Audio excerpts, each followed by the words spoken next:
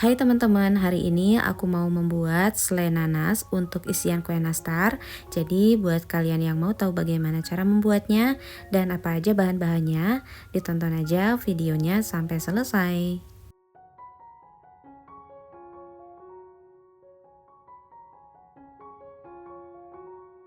Yang pertama siapkan chopper, lalu masukkan 3 buah nanas yang sudah dipotong-potong kayak gini. Untuk tingkat kematangan si nanas ini, aku pakai yang sedang-sedang aja, tidak terlalu matang dan juga tidak terlalu mentah.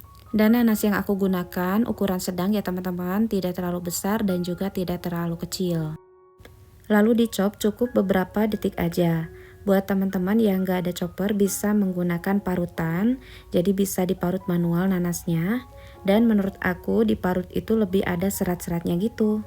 Tapi karena aku pengen langsung sat-set, jadi di chopper kayak gini. Oh iya, selai nanas ini untuk adonan tepung terigu 350 gram ya teman-teman. Dan menurut aku ini terlalu sedikit bikin selainya. Teman-teman bisa tambahkan menjadi 4 buah nanas supaya ada lebihan dikit. Karena biasanya kalau udah jadi selai, kadang-kadang kita suka nyimpen gitu ya. Untuk selaian ke roti atau hanya digadoin karena enak manis-manis seger gitu. Jadi bisa ditambahkan aja nanasnya menjadi 4 buah.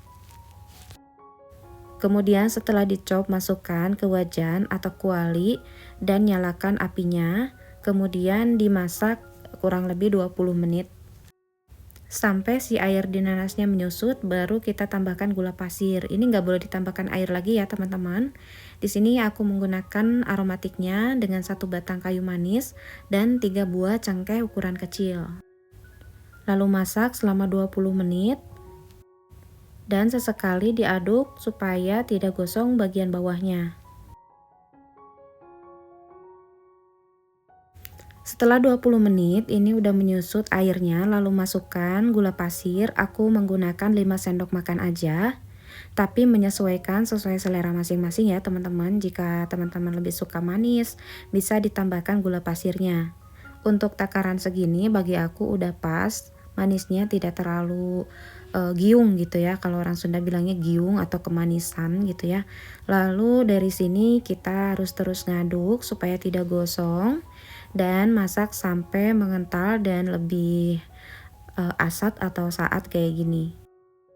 Nah, bisa dilihat ya diaduknya lebih berat, lalu aku angkat dan tuang ke mangkok kecil. Lalu biarkan menjadi suhu ruang. Biasanya aku bikin selainya sebelum keesokannya membuat nastar gitu. Jadi sehari sebelum bikin nastar aku udah bikin selainya kayak gini. Nah, untuk memudahkan proses pembuatan nastarnya atau mencetak nastarnya, aku bulat-bulatkan dengan ditakar menjadi 2 gram. Karena aku mau bikin ukuran selai nanas yang kulitnya 6 gram, berarti isiannya aku pakai yang 2 gram. Dan teman-teman bisa menggunakan sendok takar yang kecil ukuran 1 mili. Untuk ukuran 1 mili ini setara 2 gram. Lakukan semuanya sampai habis. Dan ini udah selesai, baru aku bulat-bulatkan.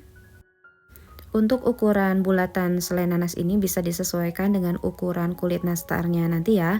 Bila teman-teman ingin membuat yang rada besar, misalnya kulit nastar yang ukuran 10 gram atau 8 gram, maka selainya pun harus diseimbangkan. Nah, udah selesai semuanya. Nah, ini dia pembuatan selai nanas untuk nastar adonan 350 gram. Sangat mudah dan rasanya juga enak, tidak terlalu kemanisan. Selamat mencoba!